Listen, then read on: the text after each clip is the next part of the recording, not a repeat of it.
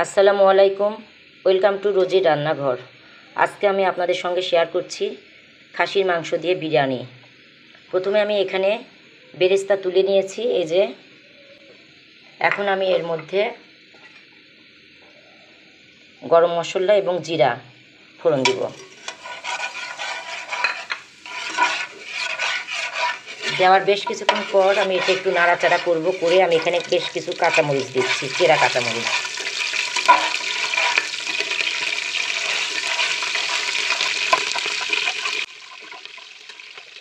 এখন আমি এর মধ্যে এটা আতপ চাউল, এই আতপ চাউলটা আমি এখানে ঢেলে দিব। এখানে 1 কেজি চাউল আছে।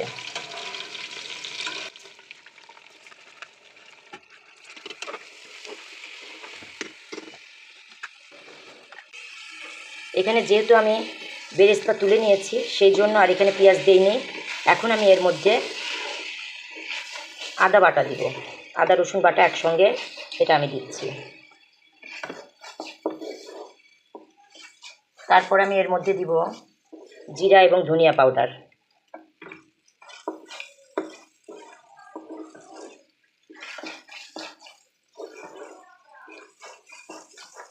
তারপরে এখানে আমি দিচ্ছি একটু শাহি জিরা,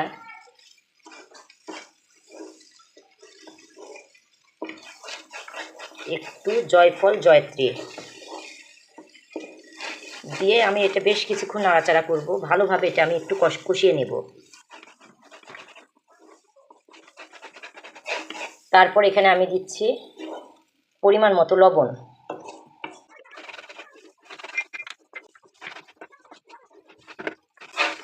এখন এর মধ্যে আমি দিচ্ছি একটু দই, ফেটানো দই, এটা মিষ্টি দই।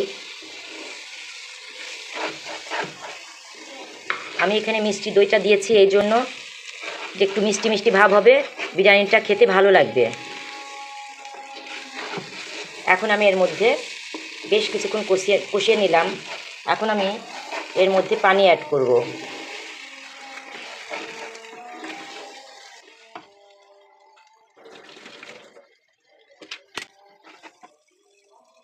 এখানে আমি পরিমাণ মতো আমি পানি দিব।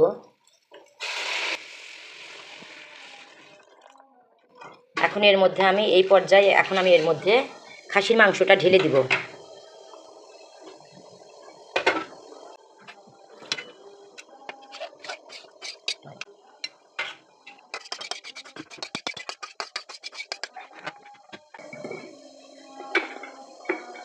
এখন এর মধ্যে আমি আরও একটু পানি অ্যাড করব এবং সামান্য একটু, এটা আমার স্পেশাল মশলা, এটা বিরিয়ানি, দম বিরিয়ানি, রোস্ট, রেজালা সব কিছুতেই দেওয়া যায়।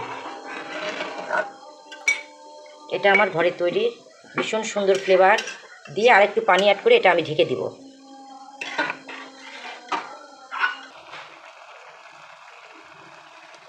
বিরিয়ানিটা যখন এই পর্যায়ে, তখন আমি এখানে বেরেস্তা অ্যাড করব। আমি তেজপাতা দিতে ভুলে গেছিলাম, তো তেজপাতাটা দিচ্ছি। আর এখন বেরেস্তাটা আমি উপর দিয়ে দিচ্ছি, দিয়ে আমি এটা ঢেকে দিব, দমে দিব। আর সামান্য একটু সরিষার তেল দিচ্ছি, কারণ সরিষার তেল দিলে বিরিয়ানিটা খেতে ভালো লাগে। দিয়ে এটা একটু আমি চেলে দিব, দিয়ে নিচে তাওয়া দিয়ে আমি এটা দমে দিব।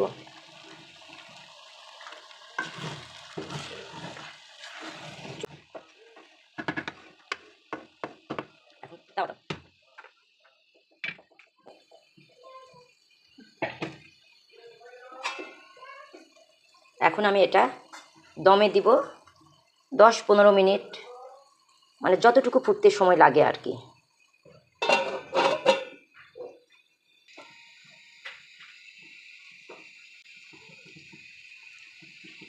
এই যে এটা আমার বিরিয়ানির ফাইনাল লুক। সম্পূর্ণভাবে এটা ফুটে গেছে এবং বেশ সুন্দর একদম ঝরঝরে হয়েছে। এখন আমি এর মধ্যে বেরেস্তা দিব, বেরেস্তা দিয়ে চেলে দিব।